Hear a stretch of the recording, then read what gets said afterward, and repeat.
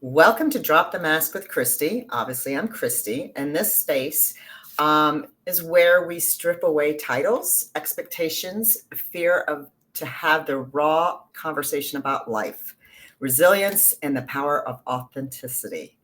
I'm honored to have Tom Flynn, a dedicated lieutenant in northern New Jersey, who has spent his career serving his community with courage, compassion, and integrity.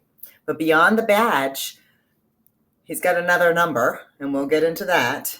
Tom is a man who has walked through the fire and chosen to rise. We're going to talk about the unseen emotional weight and the navigating through the mental health of personal and professional that tends to demand a silence and what truly means to drop the mask. So when everybody wants you to be silent, do we stay silent and keep that mask on, or do we drop it and share with other people? Tom's vulnerability and strength and unwavering commitment to breaking the stigma around this is nothing short of inspiring. So come and join us. It's about humanity, healing, and hope. So Tom, thank you. Oh, thank you very much. It's a pleasure. Hopefully I live up to that introduction. I Oh, appreciate you it. do. Very You generous. do. I only Very write the generous. truth. I only write the Absolutely. truth. I know if I'm sitting with you, it's going to be no nonsense. Exactly. And Exactly. and being from New Jersey, like profanity is an art form, so we can drop an Hello, F-bomb here Bobby. and there. Fuck you. There we go. We got it right out of the way. There you go. There you go. Yeah. So it's a pleasure to sit Good. down with you anytime. Well, I'm blessed with Kevin with the Suffering Podcast and introducing me to you and Bobby and Sherry and so many people, more people that are going to be coming into the show, just because from coming from Kevin's podcast, it's about the suffering, but how we go forward. Absolutely. And he's the one that sort of helped me, with the drop the mask, because when we don't wear the masks, our story is going to be able to help other people. And your story is so compelling. I mean, it's got so many dynamics. So let's start about your, sort of your childhood, going into the police department, your mulligan, first marriage, Yeah. your mulligan, and then the shitstorm. Yeah, for sure. So I live in northern New Jersey. If my accent doesn't give it away, I'm told I have an accent. I don't know how thick it is, maybe. But I'm about 15 minutes outside of New York City. In Jersey here, we always say, "Hey, what exit are you?" on the Garden State Parkway, right? So for any people out there watching in New Jersey, I'm at exit 150. So There you that's go. how we identify ourselves in northern New Jersey. Uh, Grew up probably a very unremarkable type of childhood. Um, at the age of 5, my parents did divorce. I would come to find later in adulthood that it was actually based on one of the worst offenses, adultery. Um, I didn't really realize that at the time, but I was sort of abandoned at my grammar school when my mother decided to have an extramarital affair with a non-blood uncle, and my father got the Dear John letter and had to scoop me up from grammar school, whisked me off away to the home that I'm in currently in today in northern New Jersey, and I was raised Roman Catholic. I'm a recovering Catholic, I guess. Catholic grammar school, Thank you, Catholic. Kevin Donaldson, on that one. Yeah, and that's another chapter that maybe we'll Yeah, get into because right. faith is part of it. But I grew up raised, Catholic school, did kind of intramural sports, never a great super duper athlete for sure, but raised and go to church, and there were times I had visitation or parenting time with my mother, and I really didn't realize anything until a permission slip came home one day from school. And I remember it at the bottom and it said parent or guardian. And I remember going to my father at the time because I'm like, hey, all these other people have mothers and fathers and the same, we were what we call a divided family.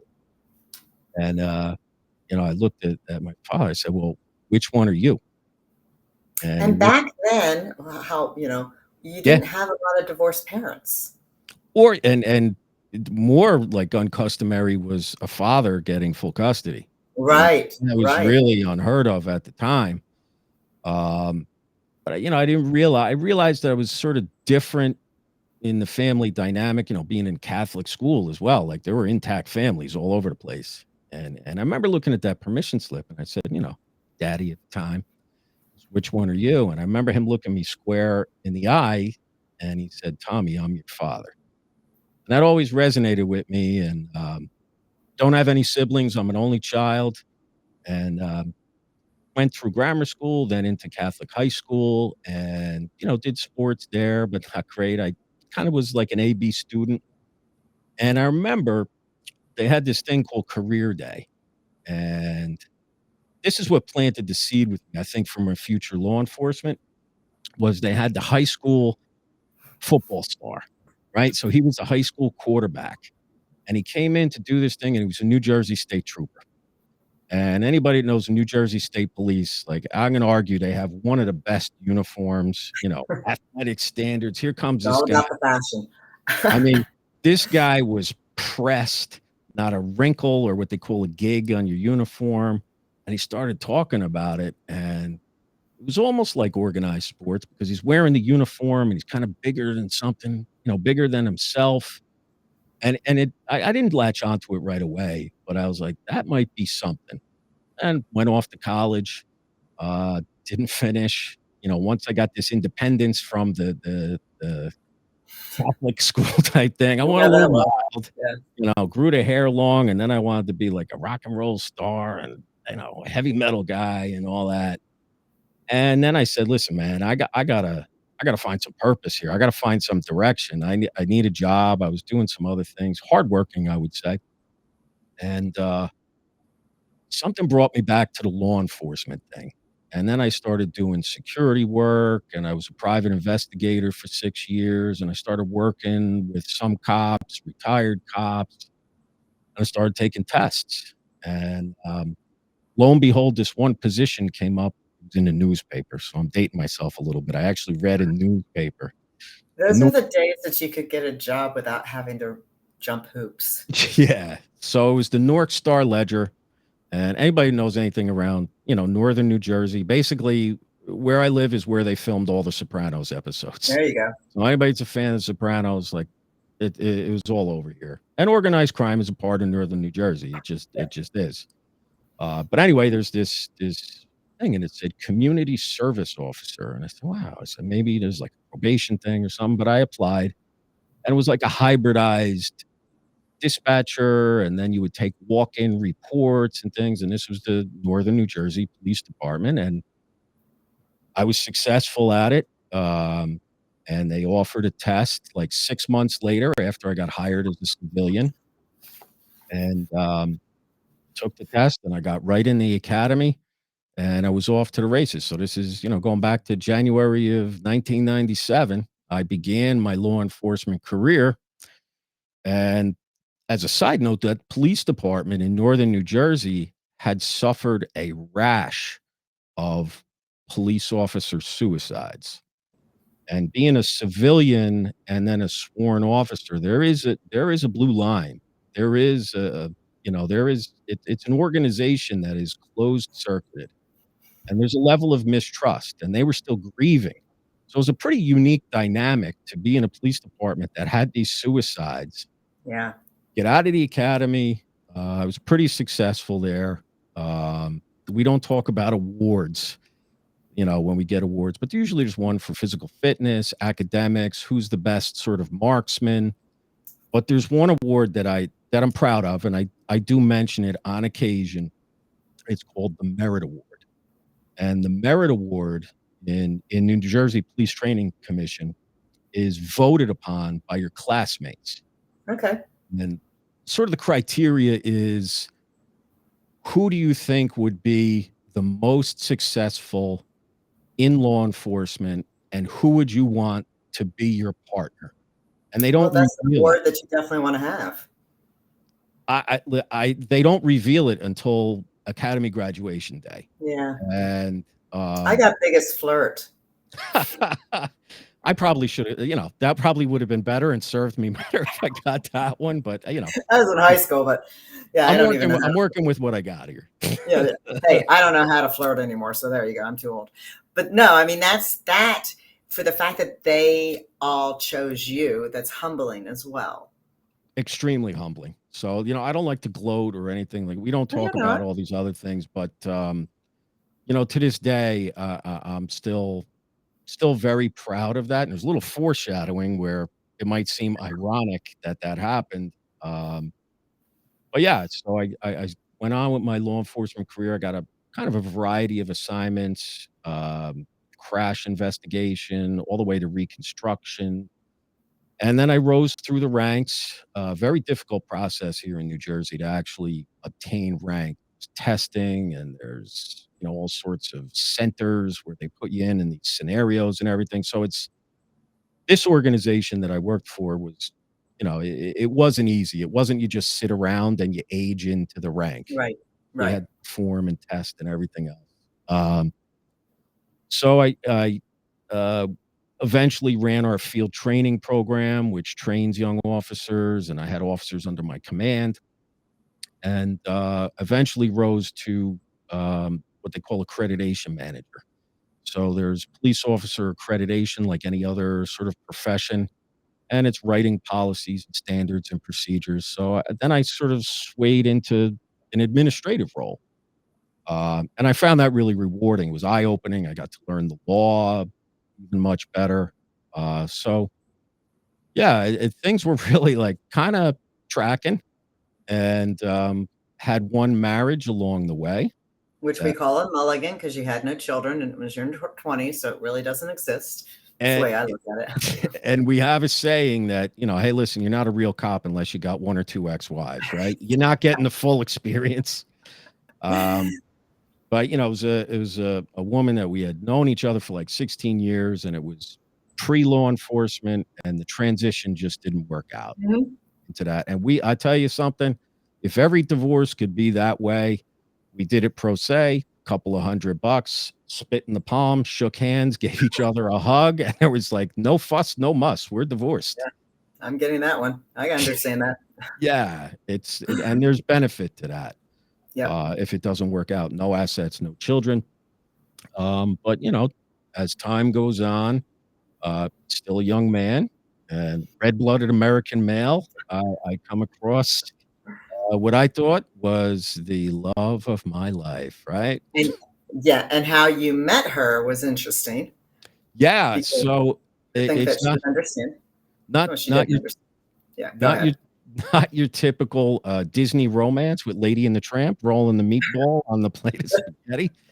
But she's an EMT working in the jurisdiction that I was, and we had an ailing prisoner, sick prisoner, you know, over there, and in comes this EMT and just kind of caught my eye. We started to talk a little bit. Sparks flew. We started dating, and fast forward into 2008, there's a marriage, and we got married, and I always wanted to have children. Being an only child, I wanted to have the children have siblings, Right. and three incredibly amazing daughters came out of that marriage. And I hate to break anybody's expectation, but mine are the best daughters in the world. Everybody else is second. Well, And they're that's still the love of my life. So that's where the marriage part kind of came in. yeah, that's the personal, going from the professional into the personal to go back into the professional. And I was all about it. They talk about cops having girlfriends and what they call gumads and think that wasn't my speed. I was all in. I was all in, and I love being married, love being Oh, the you loved father. your life. You loved Yep. your life. Yep. So one night you're having an argument over your child. Gee, Yeah. imagine that. The parents not agreeing about one of the children. Imagine that. Yeah, and customarily, like, we had been, like, in simpatico with Yeah, child rearing I and was being sarcastic on discipline. that. Yeah. Yeah. Um, but, one fateful night, one of my daughters was kinda being a little disrespectful to her sister, commonplace thing. And I remember, bringing her out and kind of, speaking with her and whatnot. And my wife at the time had just lost her father to a pretty tragic illness, a liver ailment, which I was going to donate my liver, an Irish cop donating a liver, right? There's selling a lemon. Addiction wasn't part of me, but listen, I could drink with the best of them. It's just part You would go, don't they call it church after choir work? choir practice is what we Okay. called it, and it was Okay. therapeutic. I'll tell anybody, like, listen, the people don't have alcohol, they wanna drink, and, I don't drink now just for physical fitness reasons, trying to get back in shape and everything else, but, getting the boys and gals together after a night of work and some crazy shit show incidents, Of it course, it you need to vent, you need to let loose. I mean, it's understandable, and this is the reason why the suicide rate is so high with first responders, and the alcoholism. there is dysfunction that can go along with it, because if you Yeah, take it too far or you have that addictive personality, you also don't wanna unload on your family. My right, situation is a little bit different, but, because she understood. I mean, she was she's yeah, she was in emergency medical services, so there's a level of understanding there, and being right, in the same sort of, jurisdiction, she knows some of the players, who was there and the right, dynamic, but, for the most part, there's a lot of, spouses out there that can't go home and really unload on, their spouse who works in an office setting or just right. doesn't completely, and you don't wanna do that to them. You don't wanna tell them about, I've seen people burned alive, and suicides and crime scenes and abuse, sexual abuse, physical abuse, drugs, everything. But, yeah, so, this fateful night, we have this sort of, parenting moment, and my ex had really never been the same since the death of her father. There was a void, there was a vacancy, there was a market change. And even though we kind of shy away from therapy and things like that, I'm not that way now. I encouraged her to get some type of grief counseling and wasn't having it. And as the parenting moment is happening, my wife at the time goes and picks up the phone and dials 911. And I hear it. And the moment she picks up the phone, she says, "My husband's a police officer and he's out of control. I need the police here." And that's the nuclear button. Uh, Yep, just coming from working on the job, and I've gone to on duty or off duty incidents involving law enforcement, corrections, sheriff's officers, and there's a heightened level of awareness and safety. absolutely. You're going there like, at least there's likely to be one firearm involved and it's heated. There's a dispute. So, like, responding to an incident like that, your guard is up. You're going, I don't want to say all guns blazing, but you're going with extra resources and everything else. And I remember having a conversation. I said, I don't know, I don't know what you're doing. And I said, I may not be able to talk to you now or ever again. And I remember going outside. It's like, I got to de-escalate this because these guys Right, are coming expecting the worst. right. So you want to go out to be there instead of them knocking on the door and you opening up the door and everything else could explode. It's a matter of respect, as well as safety, and my children are involved. I never wanted Right, them. I never even wanted them to see any type of divided family or broken family dynamic or even arguing for that matter. And right, this came out of left field. So the officers respond, and there was no predicate offense. It was a verbal argument. There's, we're talking about domestic violence laws. People are hyper aware to this overall, but involving what they call a member of service, an active duty law enforcement officer, there's, I would say, it's good to be careful, but this one really could have been handled better.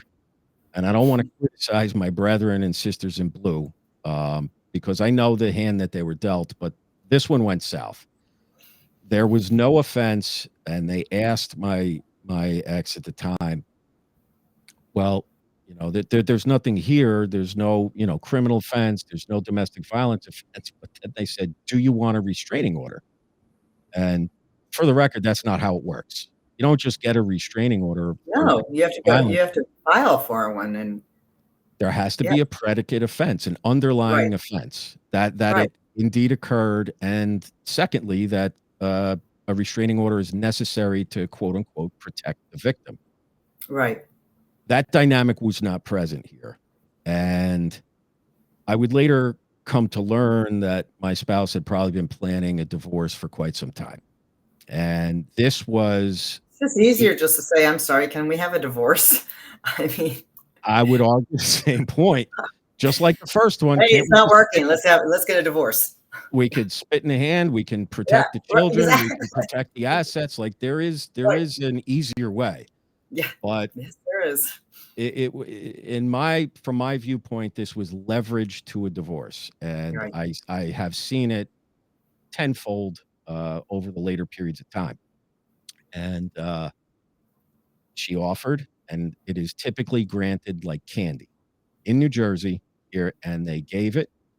And I remember, So you uh, had to leave the house, your house. I did, and this home was inherited from my father So it's your years. house. It's your family house. It's an ancestral 4-generation home in the Flynns, Wow. and I remember, the children were rocked a little bit because there had never been a police response, any Right. emergency to this home at all, and Right. they saw their father as a police officer, a lieutenant. And, I'd gone into school and read books and did all these days with them. Sometimes I'd go in uniform and read stories and, all the dad stuff. But here they are, and it's chaos. It's a crisis. It's a family crisis. The police are there. They're in shambles. And I remember asking the one officer that was there. He was very, very good in how he handled it. And I said, listen, can I just say goodbye to them? Right. And I'm sorry, but No, don't I re- apologize. I remember going into them. I said, Daddy's just got to go a little bit, and I said, got in a little bit of trouble here. And I remember leaving, and the girls clung to me. This is like one of those scenes one of the worst scenes you can imagine. And they're screaming, "Daddy, Daddy, don't go!" And that has left a mark on me that will never go away. Uh, No. and I just remember their screams. I can hear it like it's yesterday in my mind. So escorted from the home. There's a search warrant that goes along with that for firearms that are owned, and the They home. searched it that moment after Correct. you walked out. Okay. Yeah. Yeah. So the restraining order actually serves as a de facto uh, search warrant for weapons, and the law has changed a little bit for the better. Uh, You're also in Jersey. yeah, yeah, it's that they were not exactly adhering to the Constitution. That might be a conversation for another day. But Of course. my father, who I inherited the home from, was a research and development chemist for Hoffman LaRoche, pretty academic type guy. He invented Valium of all things with another team for There you people go. for benzodiazepines and a compound called Versed that's used in dental procedures and combat veterans as well. But he was also an outdoorsman and a marksman, and he was a firearm collector. And I inherited those firearms after he legally purchased them. And I told him where all the firearms were and all that. And I realized they had to confiscate them at the time based on the restraining order. And then I worked through the process. I was suspended with pay from my employer because of the domestic. So there's an Right. internal There was investigation. no, but they showed that there was no domestic, Correct. but And I because had she to, did a restraining order and all that. Yeah. Yeah, based on the restraining order and that part I kinda, I understood. I understood the procedure enough to know that this goes with the Right, deal, so I, wait and, there's attorneys involved, and now I have my day in court, for the restraining order, which could have been the 3rd rail of my career right there, because once you get a final restraining order as a police officer, um, it becomes dicey on whether you can work because final restraining order, you're not allowed to possess firearms, but you can't be a police officer without a firearm. right. So, this was a pretty big day, this court day that was coming up. And it, as most, in my experience, I've seen, domestic violence victims, both real and contrived. And the real ones deserve the protection. But when that shield is turned into a spear, Mhm. shield of protection morphs into a spear to attack or leverage, we see them for what they are. They lack merit. And most Yep. of them, on balance, that I've seen are dismissed. So, couple has an argument, married, unmarried, whatever, they have the relationship. Friday night TRO, Monday morning dismissal, and they get in this cycle, and it's just a bad relationship, right? And I was arrested that a drunken night, and the cops were called because he was taller. He wasn't going to touch me. I spent a night in jail. It was, and then we got it flushed out and everything like that. Yeah. But then I realized why I did it. I went to my own little therapy to find like, well, why did I just blow up? But it's true. It could be just something simple, Yeah. and it just happens. Yeah, and there are mandatory arrest situations that wasn't the case in mine. It happens. And listen, Right? domestic violence, I'm not making light of domestic violence. No, And no, it neither am happens I. both ways, both male and female. Like there's times where Yeah. I've seen male victims and they've gotten the tar kicked out of them. Oh, Uh, I was the attacker. So, so or it what I it was told. yeah, and it's I was drunk. refreshing, I like, don't remember. Yeah, when we're honest about it. Like, it yeah, happens. It happens both ways. Typically males are stronger, bigger, but right. it happens both ways. But we usually see the dismissal, and in my case, that wasn't happening with my ex, and it She went didn't to even a lay a hand. I mean, you didn't. It was an argument. It was vocal. correct verbal argument, um, and but, you're in a venue where the truth doesn't always bubble No, to the top. It's a yeah, courtroom. yeah, I call it's theater in reverse, right? yeah. So, like, you go to the theater, you watch the performers and there's an audience, there's somebody up on stage. With court, it's the inverse. The players are up there and you're playing to the judge, and whoever gets the best performance, doesn't have to be the truthful one, will sometimes prevail. It's just the Yep. way that it is. But after a full hearing, the judge dismissed it, found no grounds for the restraining order. Thank God, um, because that was the truth. And now And you can go forward and get a divorce and get your house and have the kids and live happily ever after. However, let's navigate this road, right? We're on this path. Let's get down this with the least collateral damage, with the yeah, children's best interest being paramount. well, That was my absolutely. feeling. Right. Um, and I was looking for some parenting time, like, immediately thereafter. So this is about 30 days after the original incident, going back to March of 2019. So mid-April, everything's dismissed. Come back to the home. It is void of property, void of children.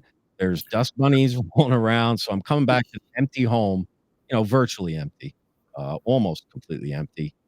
Belongings are gone. Children are gone.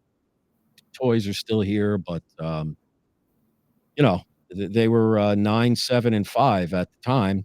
So there, it was a childhood household. And now we have to navigate the courts because my ex did not want parenting time to happen with my daughters, and that propels into the courts, the family courts, which is a whole other chapter. And so I finally was able to navigate that through the courts to have parenting time come, and I'm here in the house. So I'm doing the whole daddy thing. I want to get, a little bit of kid food back in there, and I'm waiting. And I said, let me go out. I'm gonna go out to the store and, let me get a nice little sort of homecoming banquet for the girls, and I missed them terribly. That was probably one of the hardest things throughout the whole dilemma. So, I'm leaving the home here in suburban New Jersey, and it's a middle class suburbs, working class homes, nothing exorbitant, middle class. And, I'm getting in my car, I'm backing out of the driveway, and all of a sudden, an unmarked police car comes right behind, blocks it in, 2, 3, 4. Another one drives actually up on the lawn of my home here, and they're plainclothes officers, uniformed officers, guns drawn. I don't know if you've seen Goodfellas when Henry Hill is backing out of the driveway after he's doing Yeah. his thing there, and there's the gun pointed right at him. It was akin to that. I said, "Whoa, fellas," I know like things can go south here. Put my hands up, and one of the detectives from the county prosecutor's office, who I knew, he goes, "You know why we're here?" I said, "Oh, I don't know why you're here." He goes, "It's about the guns." So "What guns?" I said, "I don't have any, like, all the guns are in the possession of the PD." They said, "It's about the guns." So I'm pulled out mid-afternoon, broad daylight, traffic going by, all my neighbors are out. It's another sort of, spectacle in the neighborhood, and I'm handcuffed, and I'm put in the back of a police car, and I'm driven to the local PD. I'm placed under Did they arrest. handcuff you in front or in the back? In the back. I don't necessarily fault them for that because I was No. kinda as a That's boss, I was a stickler on procedure. The fact that I was just cuffed and yeah, put in a it's still a car was the respect. thing for me. To me, it's a respect thing. Yeah, I think that that argument could be made, um, but it's still a mystery to me as to why. I was literally waiting for my daughters to come here. It was kind of this grand reunion, and it Right. could not have been more of And the now you're inverse. going down to the police station, I mean, handcuffed. under what offense, I still was not clear. Um, so I'm brought to the local PD. I'm put in the holding cell. There was other arrestees in there at the time. Uh, That's you always know, good. A police s- officer going into the holding cell with other people. I think the shock and sort of the surrealness of the whole thing. I mean, the restraining order was one thing, but now there's an arrest and I'm in custody. This was next level. Uh, I mean, I've seen a lot of shit as a cop, and I've seen officers involved in that. This was completely reality detached for me, but I get there. Now, this was you did not live in the county that you worked in, right? I lived in the county that I worked in, but not the municipality or what they call the township. So it's Okay. a different Never town, familiar but same Gotcha. county. Okay. So it's Essex County, New Jersey. So Right. that's where this happened. And the local municipality brought me in there, and it was a sergeant who's actually, yeah, he was quite good with me, and he told me the charges, and when I heard them, I started to put it together, but I was charged with 2 second-degree felony counts of possession of assault firearms, and there were another, I believe it was about 14 other charges of 4th degree, which is a felony, for Right. high-capacity magazines. So that exceeded 10 rounds at the time of the So, law. but because of Jersey laws, Correct. it had to do with the type of guns you had. 2 of the firearms that my father had bequeathed to me were AR-15s. They were Okay. purchased legally at the time, by my father, Yeah. receipts, everything else. I mean, there was no sort of shady Right. arms gun dealer here thing down Right. in a shady dock. He bought them legally, but at some point, because of the laws in New Jersey, those turned into contraband. I had no idea. When I initially got these firearms, Right. I remember Right. going to the PD and say, "Listen, I inherited these from my father."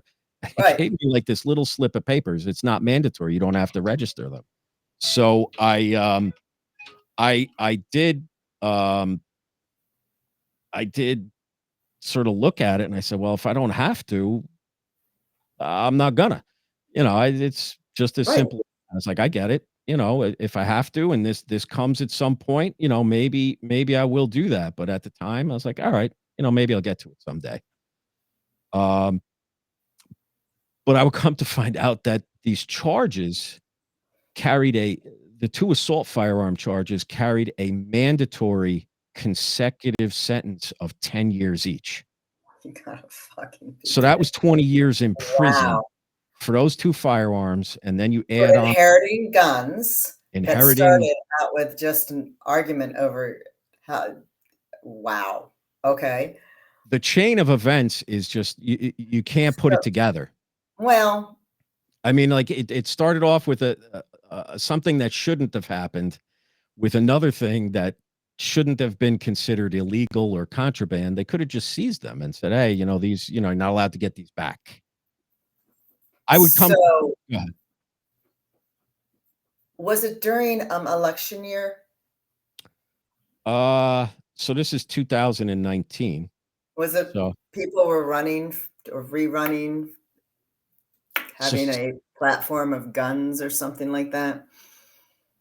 so my suspicion is that I had some litigation with the police department based on one of my promotions. Mhm. And there was a civil action. Like, it happens. It happens where police officers and employer relationships Right, litigate with their employers all the time. right. I had that happen. And this, Yeah. listen, I believe in my heart of hearts that there was another motivation behind this thing, I'm because of sorry, there has to be. I'm yeah. the pieces just don't fall Well, together that way for your average police officer in this particular set of circumstances. So I no. so I just I'm looking at these other 14 charges, and listen, I'm a cerebral when I was in the police department. Like, I studied the law, like, I knew the impact of this thing, and I'm looking, if this even went towards a conviction, then I'm looking at 30 years in prison. Like, that's that's it. It's game over, Johnny. for having inherited guns that you didn't know. Yeah, Yeah. wow. So normally when I've seen these in my experience, there's a summons that's issued. Listen, there's a charge. The burden is very low. Probable cause is a standard for the issuance of a complaint, very low standard. Yet Eh, they don't get surrounded by a bunch of cops with guns, no, when you don't even have the guns in your hand. You don't I even have it in possession. I learned that my daughter's school Oh, is god. directly across the street from the home, and they had put the school on lockdown. Oh, great. So, like, that was just another, and I don't know if, my daughters actually knew the reason why, or ever found out, but I said, "Holy smoke, Unfortunately, I'm sure man." they did because of your ex-wife. I suspect. I suspect. I don't know, but, that's not what I want them to know their father for. I mean, listen, I No, was dressing up as the Easter Bunny, Santa Claus, doing right, Easter egg hunts and right. all this stuff. Like, I was a suburban goofy dad, just happened to be a cop. Um, but when this thing happens, it's usually a summons, and I was expecting that, all right, here's the charges, you're released on your own recognizance, you're not a flight risk, you don't have any arrest history, you're not a criminal, there's no warrants, of course, not even outstanding traffic violations or parking tickets. The sergeant tells me, he goes, "There's no bail." I said, "There's no bail." So I'm like, Wow. "Well, what's the story?" Goes, Where's that blue line again? "Yeah,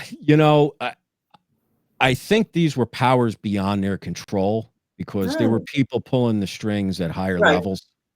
right. And, let's face it, prosecutors, it's a statistics-driven profession. Oh, Convictions, I mhm. listen, I'm not disparaging anyone, but that's the reality. It's a Yeah, they want that statistics-driven win. business, and They want getting the win. sort of a game trophy of a Mhm. of a bad cop or a Yep, corrupted cop, and then guns in New Jersey, yep. and people can have their view on the Second Amendment. I'm not here to challenge that, but I'm a Second Amendment believer. Um, If they are going to challenge us, they should just turn off this channel because I'm just an Inmate believer. Yeah. So I come to find out that I'm not going home. I could have had $10 million. I would not have been released. Um, and I'm being committed to the Essex County Correctional Facility in New Jersey. Now, jails vary wherever you are. This is the county that I worked. I was very active as a police officer. I had worked the SWAT team. I didn't have any investigative experience, but I was very proactive in patrol. Arrests, drug interdiction, gun arrests, gang members, not and work in, one of these really crazy communities, but I was active. I made a And lot hey, of let's arrests. throw you into the jail that you could have arrested people, or The they know you. exact same county.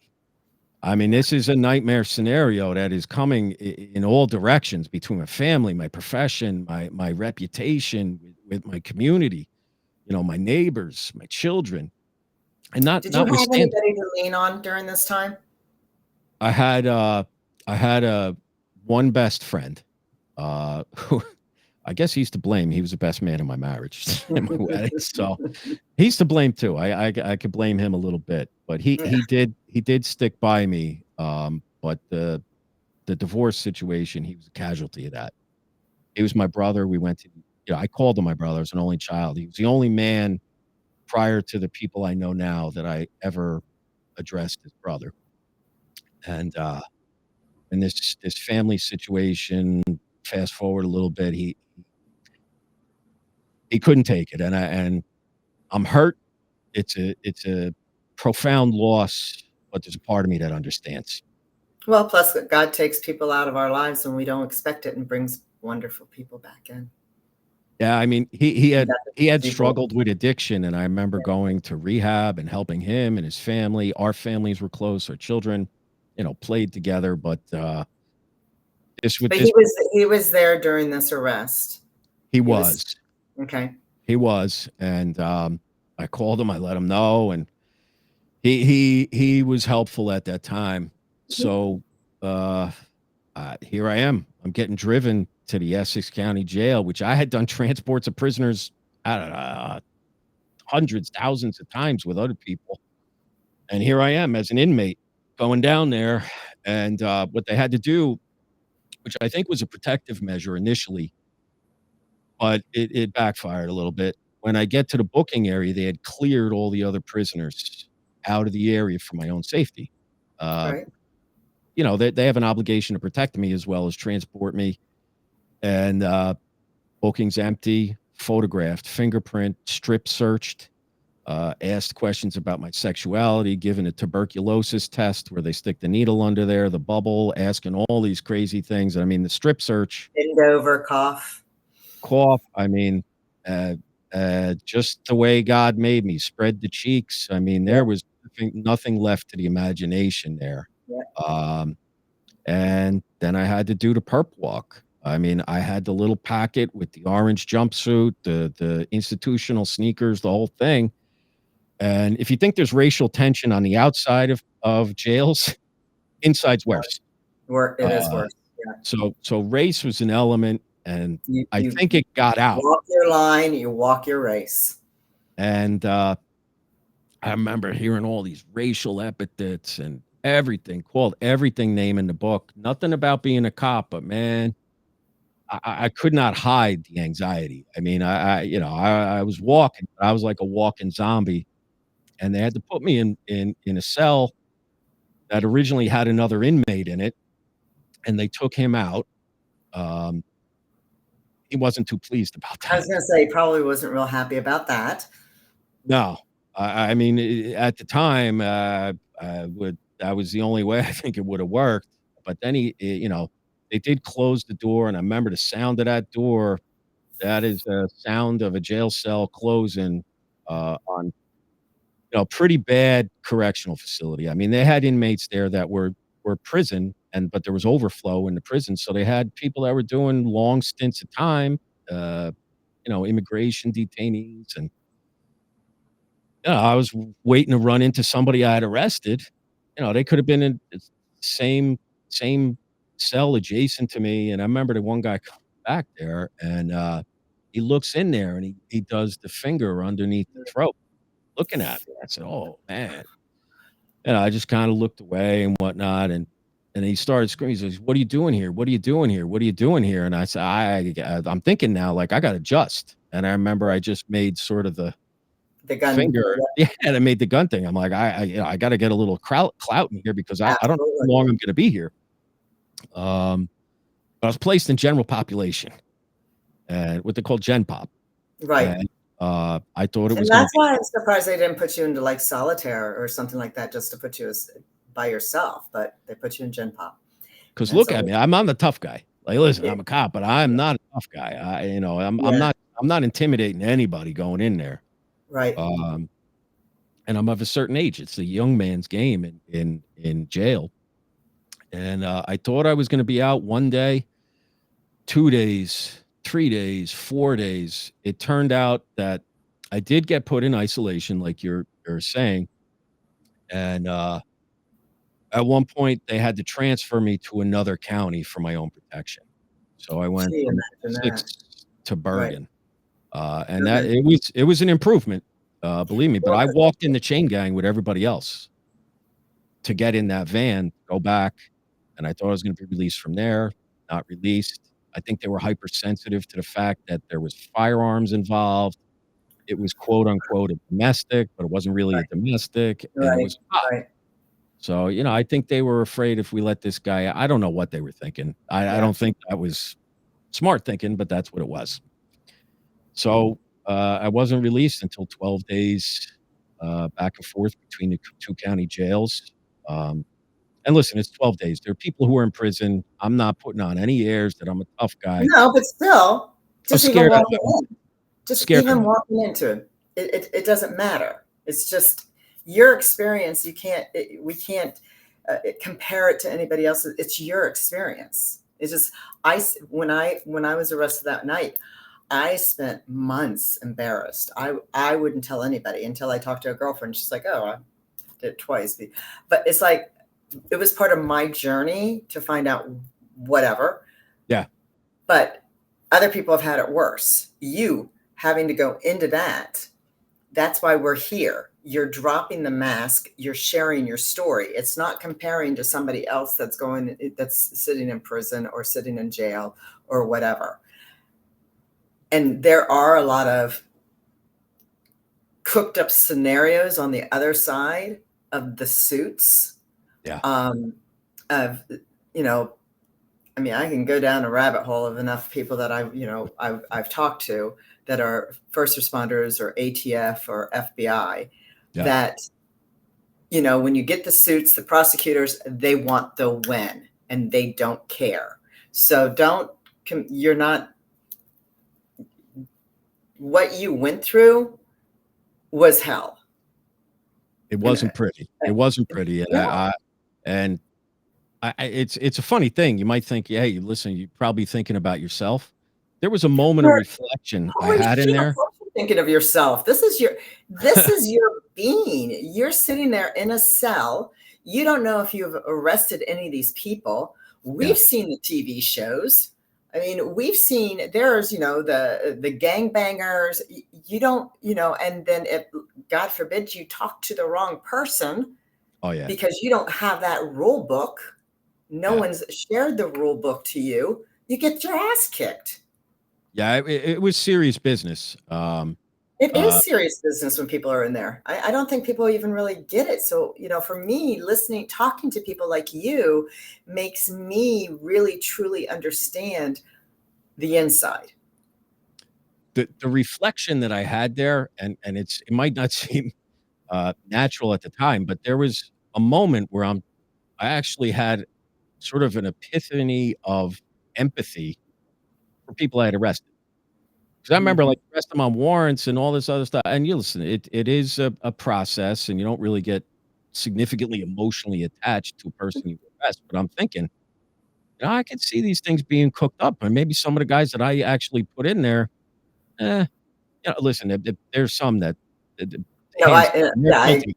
I know Guilty, where you're did it. going. I understand that. I understand that, but you are able to see them as humans. For sure, for sure. Uh, and I was like, "Listen, if it could happen to me who was supposedly, like, well respected, good career, a cop, not just some guy." Cops fall and lose their way sometimes. I wasn't that guy.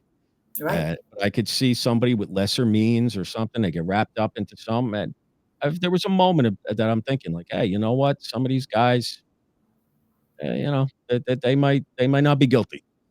Um, eventually I'm released, and then the court case ensues. So you had a lawyer, you were paying. Yeah. Now you are obviously, suspended without pay now, correct?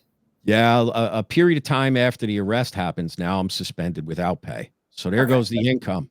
Yep. 0 Yep. income, Yep. nothing, start dividing up assets, how am I gonna live day to day? I mean, food, insurance, car, gas, like, things became a reality, and when I was released, another sort of insult to injury is I wasn't released sort of on my own recognizance, I was released under electronic monitoring.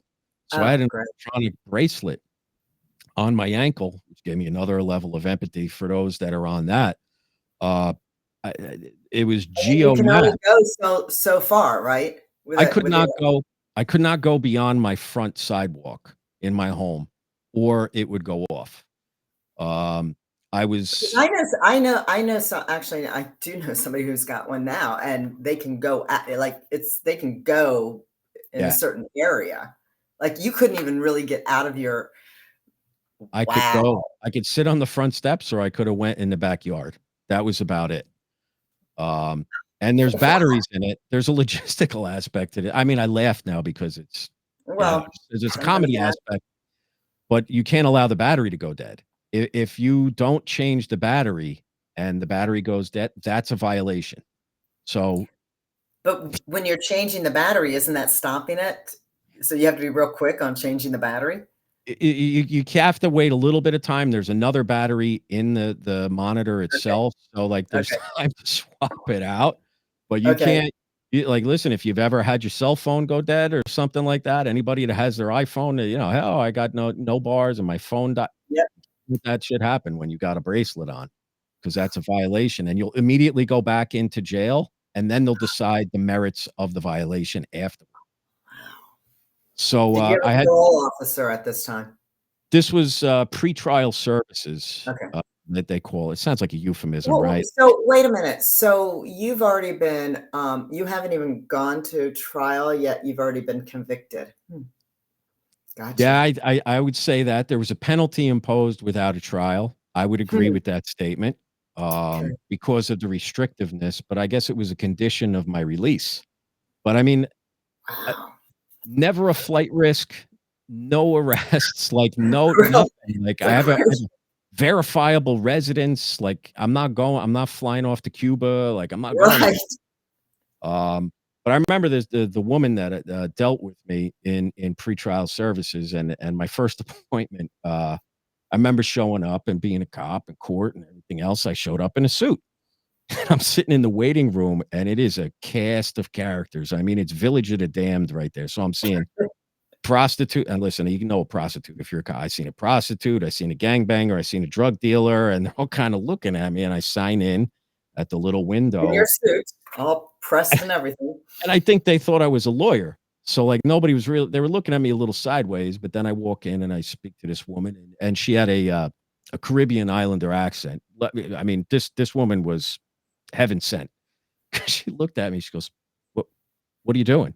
I was like, "I'm here to report. I have a thing." She's, "No, no, no, no, no, no." She said, Don't wear a suit, just whatever you come in." I said, "Okay." And then she started looking at the folder, and I told her briefly what had happened, and she said, "This is bullshit." And No not shit. so many She was a words. smart lady. And she's like, "This is political. I mean, I don't know what the hell they're doing to you. This is this," and I'm saying she said it was bullshit. And I said, "Thank you." I said, "Appreciate that." And she was just very kind throughout the process. So amongst all the clouds, there was a little bit of grace shining down. There was a silver lining. Like, it's still terrible, uh, but I did what I was told. And now the children and the family dynamic starting kicking in, because now I have a concurrent criminal prosecution, and now I have a divorce matter in the family courts. I'm not getting to see my children. The judge now sees this thing as not shedding favorable light upon me as a father and co-parent, and orders supervised parenting time, an insult to all insults. Mhm. By all regards, I mean, I was just like, I was just a doting father, and now I have to sit there in this setting where I have to have somebody with a notebook and pad watch me, and I gotta Right. pay $300 an hour to see my kids. Uh, You have to pay for that? yeah, yeah. Ah, And at this point, I was so starved for my children, I would have given anything. So, yeah, at the time, under advice of counsel, it's like, "You don't need this, just go 1 or 2 sessions and it'll be over with." Well, that didn't happen. It turned into more and more and more, so there was thousands of dollars I was spending just to get 1 hour in this setting. My children were not being provided fully by my ex, so I get of to course. see 1, 2. It was just a nightmare scenario, and, So you're draining your finances and your savings and gets down to 0, mm, and I find out that the lawyer that was representing me in the criminal proceedings tapped out. She said, "You don't have any money to pay me. I don't see any resolution in your case. I'm very sorry." nice. Out, and leaves. Pro bono, maybe? I mean, I'm sorry I was you've been hanging oh, there it goes. You've been hanging out, but pro bono, maybe? You can just hang out with me because you care? I then went to be a pro se litigant in the blink of an eye. So she was relieved of counsel, and then I am thrown to the wolves of divorce attorneys, family court judges, this whole cottage industry of parenting coordinators, supervisors, and it's all at a cost. And the money is just getting drained and siphoned down to 0. Yeah, Uh, because 'cause they're not cheap. Not at all, not at all. And now I had to learn the rules of the road. Listen, I was a cop, I knew sort of search and seizure. I didn't know anything about family law. So I started, learning a little bit what I could, and I'm looking for resources. As I'm doing that, the criminal case starts churning, and I find out that I prevailed on a motion to suppress for the criminal trial. The prosecutor's office did not like that, as we were saying, the Of statistics course dropped. not. Of course not. I fell into a heap because this was a 30-year prison sentence. When I found out I prevailed, I literally fell down in a creep and was sobbing like openly, like I had I never sobbed before. That I absolutely. my life was saved at that Yeah. point. Immediately, the rug is pulled out from under me, and I find out that the prosecutor is appealing it to the appellate division.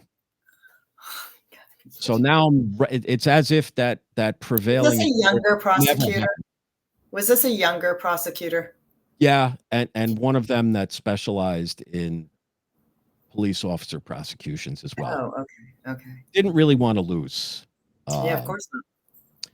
so I go And through again, the I once wanted to be a lawyer as when I was in college. Well, wanting to go into college to be a lawyer. I see both sides. I see both sides of the cops and everything, see both sides of the yeah, prison system. I see both sides, but it really ticks me off in this bullshit political crap. And like, I got to win has nothing to do with a human being. for a prosecutor, well, listen, for a defendant, it's your life. It's everything you know. Absolutely. For a prosecutor, it's another I day at don't give work. a shit. They're going to go home and have a glass of wine. It's another day at work. Yeah, Absolutely. listen, I don't wanna paint all of them with the same brush. In my And situation, I believe that to be true. I've seen it. I'm seeing it. But the whole thing is there are good prosecutors out there. There really Agreed. are good prosecutors out there. But then just like there's really a lot of good cops out there, but again, there's some bad cops. There's a lot of bad goes back and forth, but I'm all about It's we're one word. humans. It's We're humans. justice. What? It's Yeah, justice. That's all it is. We're looking for justice. That's all. yeah. Like right, wrong, or indifferent. Like it's not a perfect. It doesn't happen in a laboratory. There's variables. Justice.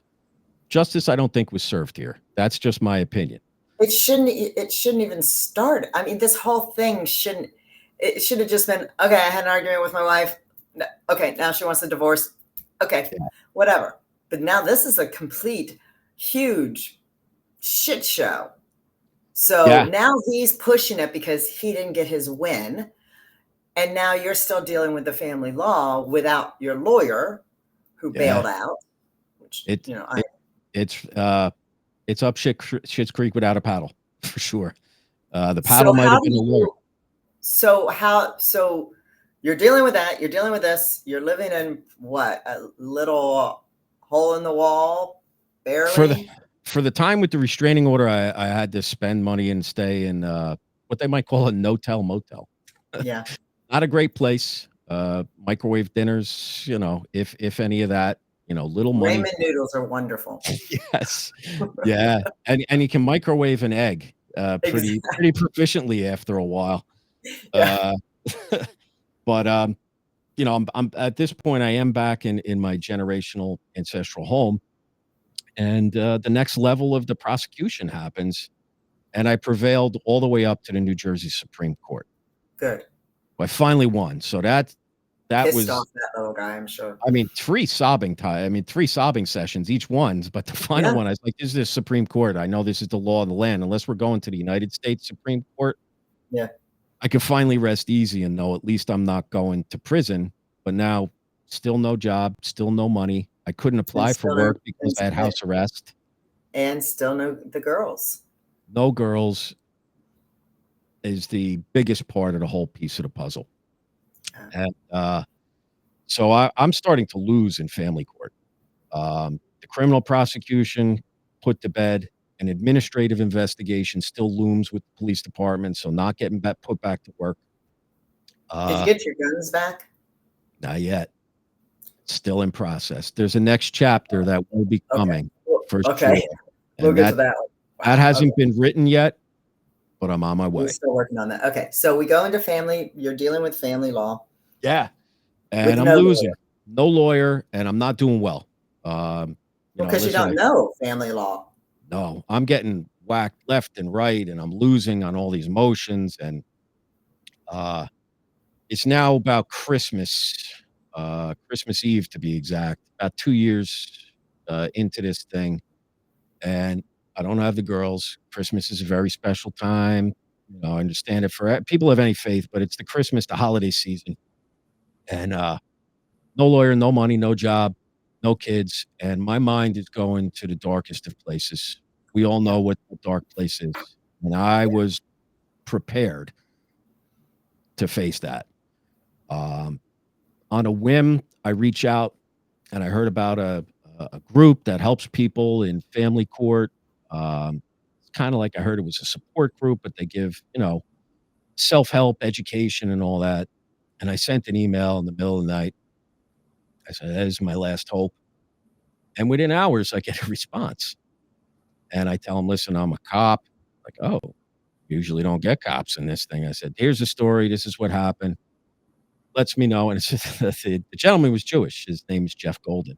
And the group turns out to be Fathers and Children's Equality of New Jersey.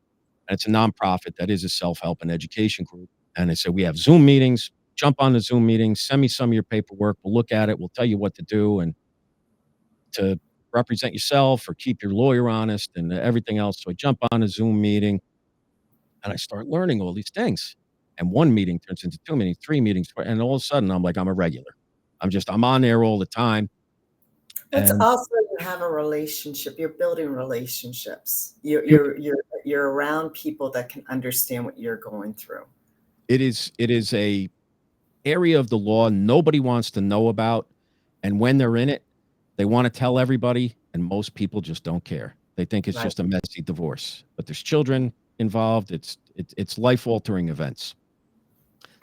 So as time goes by, I wound up like kind of actually helping some of these people because I see their entry point and I'm like, holy shit, I seen that face. That's the face of a guy who's losing his own life, and mothers as well. So we help Right. everybody. And I eventually became one of the board of directors on this nonprofit and wound up, helping, contributing, getting on the meetings all the time. And still in the thick of things, but here's the one sort of fateful night that there's no chance meetings, right? You and I being here is not a chance meeting. For some reason, this is Right. you and I No having, such thing as coincidences. they might call it serendipitous, whatever it is, but it's not by chance. We're here having this conversation for a reason. So I'm on this call one time and I hear another guy, very thick Jersey accent, kind of hop on there.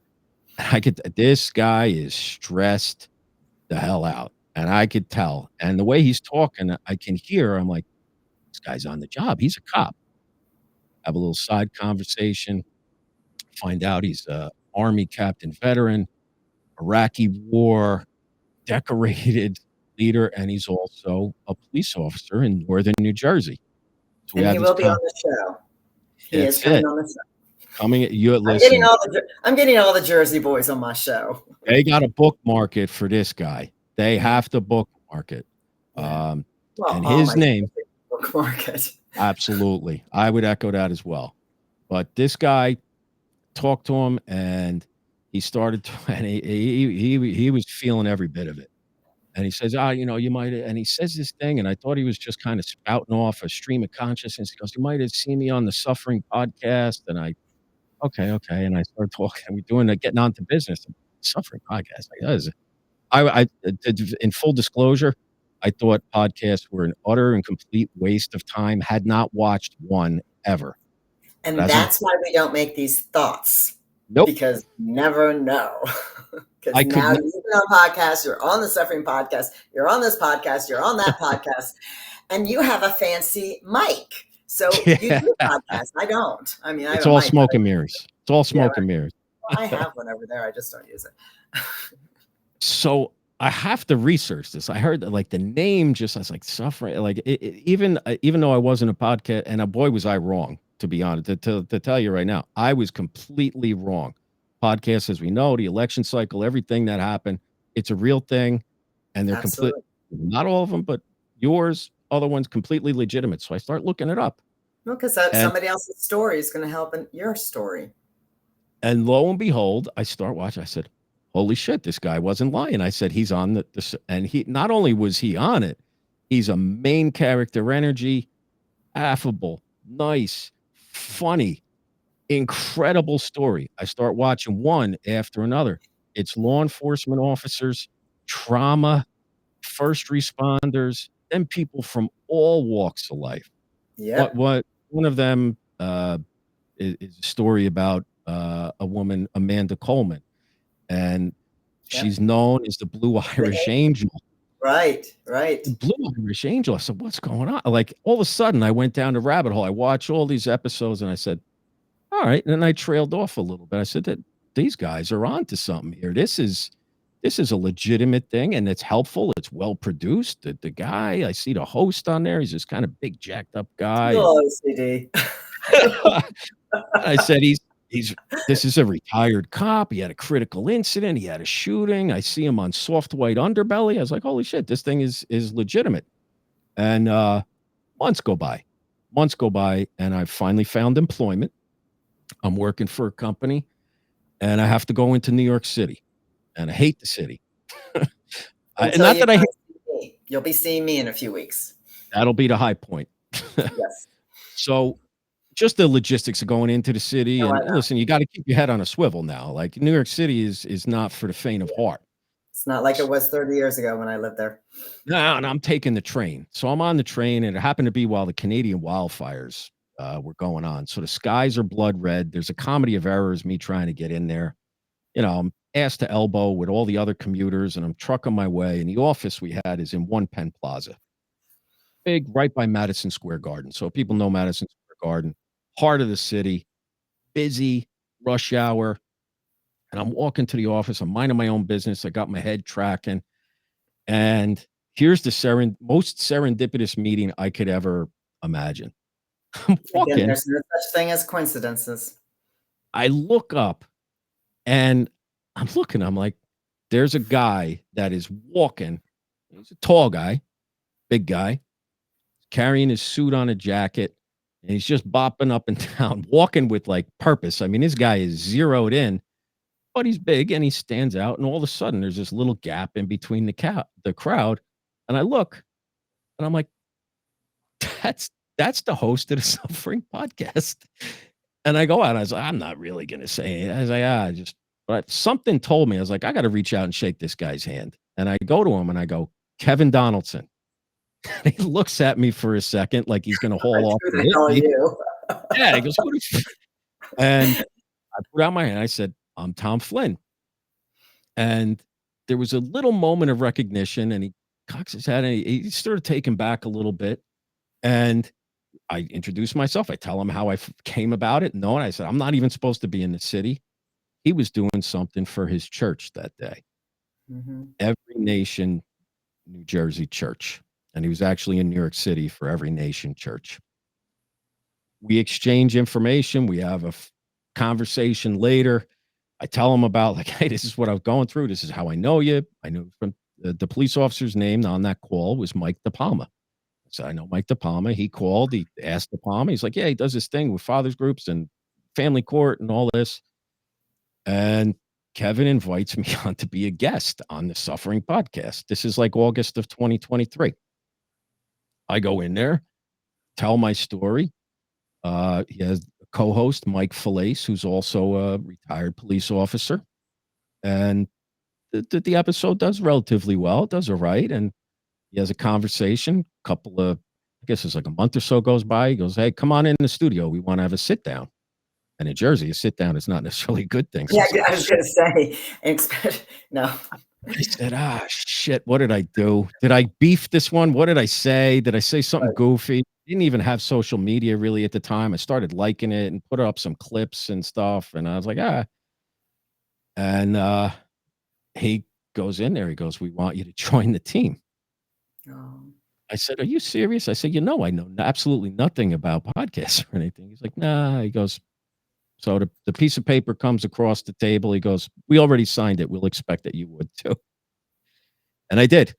So I started, just joining in there and doing a little bit of social media, a little bit of advertising and helping out. And Kevin is one of amongst Mike DePalma and Bobby Cradell are my new brothers. They are my new brothers. I And God brings people into our lives when we really we have gotten down on our knees and we are raw. And the people that we think would be there leave, and we unconditionally accept them for who they are. But then they bring in people we're just like, where'd that come from? And you see the level, and I see it with you guys, um, the level of love and the banter. yeah, I mean, I love I yeah. love when Bobby and Kevin go back and forth. It's just like, I love this. Um, Main character energy for sure. For sure. but it's raw, it's authentic because you all have all suffered and you're still going through your suffering. However, now you're allowed to lean in and Yeah. not worry about not being caught. Those guys, and I'm adding myself into that because I'm the faux girl, faux boy, whatever, Jersey. But you all are, it's very hard. Men's mental health is very important to me. And Yeah. it's very hard for men to find their crew, their tribe, whatever you want to call it. And what you went through, and you had that one friend, and he had to deal with his own crap. And that's I'm sure you honor it and everything. It is what it is. It hurts, whatever. Yeah.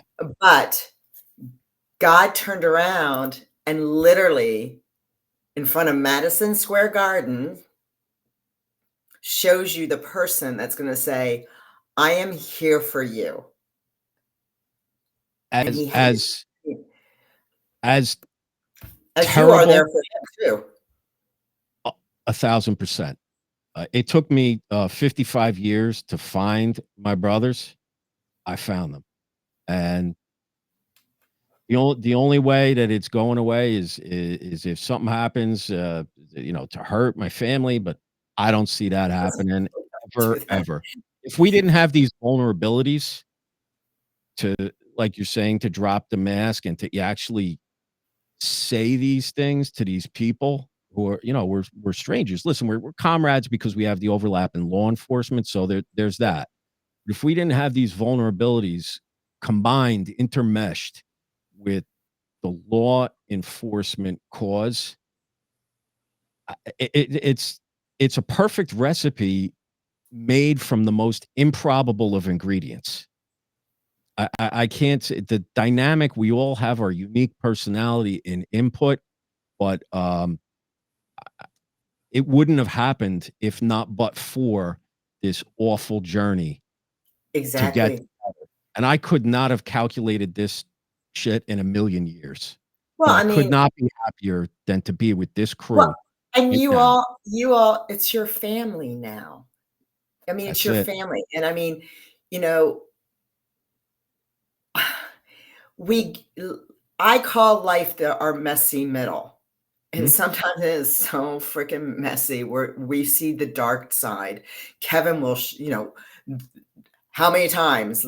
I'm done. It's like, I'm done. I don't want to do this anymore. Yeah. However, there's a reason. And because my faith is strong, your faith is strong, God has his plan for us. And he brings people in our life when we're okay, well, I'm too old. I shouldn't have these. I should have had all those friends, all those people I've known all those years. Where are they? And I mean, what you went through and out of the blue, even Mike Felice. I mean, Mike Felice will always be part of you all. And if people have not watched any of the show, Mike Felice unfortunately took his own life. May 9th, 2024. I was just recent, sort of, I'm still a rookie. I say I'm a rookie on the Suffering Podcast as part of the team. Kevin, it was his best friend, business partner. Just as I was, starting to get associated with it, he succumbed to his demons and took his own life. And that just unpeeled just another layer to see the vulnerability of Kevin and his best Kevin, friend, Kevin Bobby taped Crisp. my Kevin was on my last podcast, my LinkedIn Live, the Yeah, day after his service. And yeah. it was a 2 hour where, I mean, that's when I was just like, I adore this man for the fact of, and I adore his wife. So before anybody says anything, she's His like, his whole okay, family, whole his, family is but the whole absolutely thing is golden. his vulnerability, and he has allowed himself to be honest about the emotions. And this is the problem with society. Don't show your emotions. Throw that flipping mask on. Yeah, You've got to be a certain way. And you all with the Suffering Podcast with Kevin, his Instagram lives and everything, it's freaking raw. it I is. mean, I call him my little wisdom boy. I mean, he's younger than me. I should be smarter than he is, but it's raw. And for that, sharing your story, because your story is still going on. You still have not seen your daughters, correct? Correct. I I'm mean, That chapter is still being written, and I would tell people stay tuned because oh, I'm not going anywhere you're not. because of this brotherhood. Obviously, my love for my daughters is a primary driver, being a father. But had Kevin, I, and other people succumb to that moment of darkness, that would have been the punctuation mark, and this would not have happened. This Right. conversation with you, this development between all this brotherhood of these other guys who have stories onto their own that are amazing, incredible, and then bringing it to other people. Uh, Kevin put up a post today, as a matter of fact, and something hit me. I commented on it and put it something else. I said, you feel like you're just a broken spoke, it's time to become the wheel. Yeah, I And like that. I think that's what the platform does. Hopefully, I contribute to what Kevin has already started. You do. You do. And I mean, I'm amongst a great team of people. Mike Falace's seat will never be replaced. He's and he forever will, the co-host, right. but he He's invites Kevin watching and over you all. He's yeah, watching. He just needed the darkness took over him. And Kevin can understand that because he's very open about his yeah, suicide attempts. yeah. And um, my journey that I'm on right now, suicide attempt was not mine. Well, I thought about it over the years of my lifetime, but suicide attempt was happened in my life for somebody else. Yeah. And I just stand in my ground of knowing that God has its plan and he brings people in our life. So with having doing this show, thank you, Kevin, for saying you got to do it. No, he didn't tell me I got to do it, but I was sort of like, I'm not He's a writing a book. he's a good Uh, motivator. He's a he is a motivator for good sure. motivator, but it has helped me. It's helped me soften. I mean, since I started this and since things had happened back in December, people who have been around me in real time, they're just like, you're not so heavy. Because I have this show and I have these relationships and these friendships. Yeah. And, you know, with COVID, we ended up meeting people online and Mhm. friendships grow. There's times that you just might not ever meet, but you've got them on, it's right here. It's Yeah. face to face. Now, I'm going to be fortunate to meet all you guys because I will come to Jersey and drag your ass into New York City to hang out with Joe Allen and I. But Uh, I don't know. I tell everybody they want to see us all together, but I think they'll immediately regret it. oh no, no, no, no, no, no, not There's a really. I synergy can hang between out with all of us. Bobby. I Whew. can hang out with Bobby All right. better than probably most women can. And you're And in the heavyweights. I Yeah. can banter back to Bobby. Because when Uh, he says his famous thing, I'll say, okay, which we won't say it on my show, but he just said it on Kevin's show. That's right. But You got no, to tune I in mean, to find out. yeah, exactly. Exactly. But for you, because we sort of diverted, but that's okay. Yeah. There were No. Listen. happy things. Um, you're still dealing with, so you met Mike and you've helped him with his issue, with not his issues, but the things that which he will share with Yeah. the show when I get him on. Yep. Um, but you also help, as you mentioned, you help women. Yeah. It's mothers, fathers. You don't have the hate for wives. No, no, you would think I would, but it's a dysfunctional dynamic in a systemically bad system, um, and it thrives off of the conflict. The only one that wins is the lawyers. The lawyers are the only ones that Absolutely. win at the end of the day. Uh, so we're trying to bring a little reform. We're trying to help people. We're trying to educate themselves. We're trying to keep the lawyers honest. We're not attorneys. We're just people that help self-educate, self-help, and learn the system, learn the rules of the road, and try and navigate what's already a bad situation and reunite children with their families. I've helped people that were targets of some court orders, and they wanted to hire expensive private investigators and these supervisors, and I do it for free. I'll go there and say, "Listen, you need an independent third party? I'll stand there. I'll just, It's hey, called paying listen, it forward. It's paying it abs forward. it comes with debt.